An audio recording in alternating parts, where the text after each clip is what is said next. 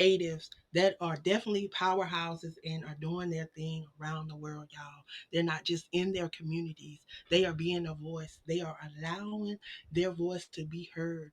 They are doing it by sharing their messages. So I'm excited to hear tonight to allow Miss Sunshine to share a little bit about herself. So, y'all, I'm going to move on out the way and bring this amazing queen on up so that she can introduce herself and we can just dive into that conversation, y'all. We're just having a conversation. So, I want y'all to relax and share this in your circle because you never know what the next person need of. So, share this out as I bring up my special guest on tonight. Welcome, welcome, welcome. Well, hello there. Thank you so much, Queen Angela, for that beautiful introduction. Thank you for the opportunity and the platform to be able to come and share with your audience here and all around the world. I'm incredibly grateful to God for allowing our paths to cross and for me being on this movement of 100 aspiring Black authors. And so I am super excited. A little bit about myself. Sunshine. Sometimes people ask me, well, where did sunshine come from? And there's a little short story I'll share.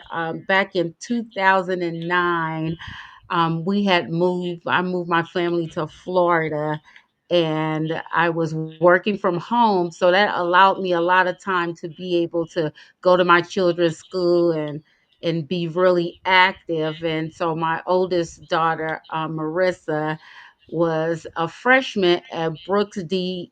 Bartlow High School in Tampa, Florida. And I walked in one day, her school, and the principal said, "Look at you walking in like a big old ball of sunshine. Can I start calling you Sunshine?"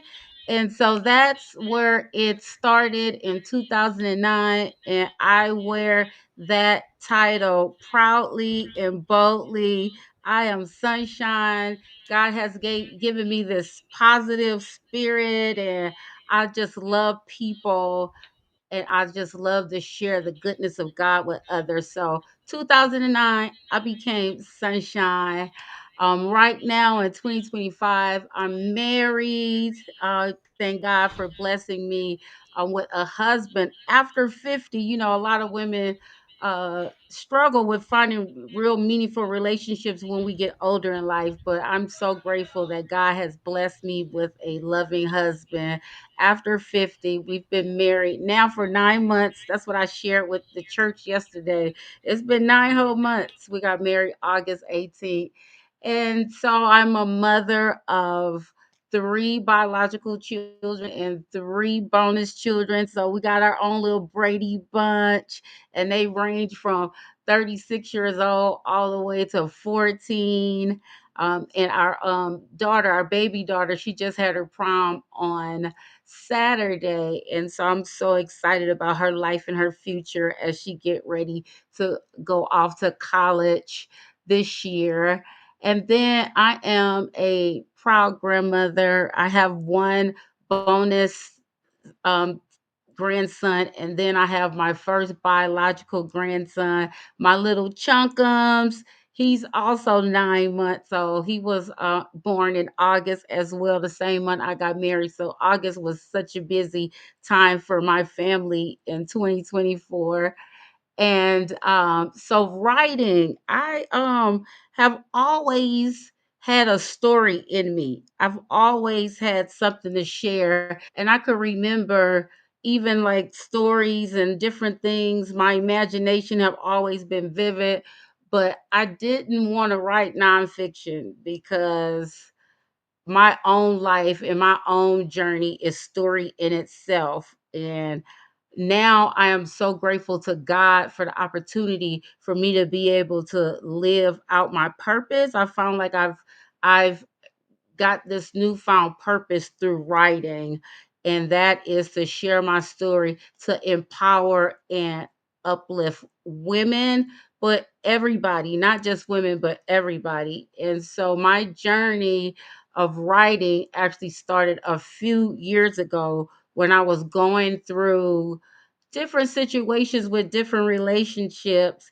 And I looked in a mirror and I told myself, girl, you're not that desperate.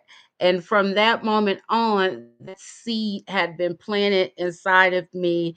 And it just came to fruition last year for my birthday in December. I told myself, I am going to publish this book because the message in it needs to get out, because women are hurting, they're struggling, and God gave me a formula to help people. And if you look at those four guiding principles and live according to that, you can be set free, because the Bible tells us where the spirit of the Lord is, there is liberty.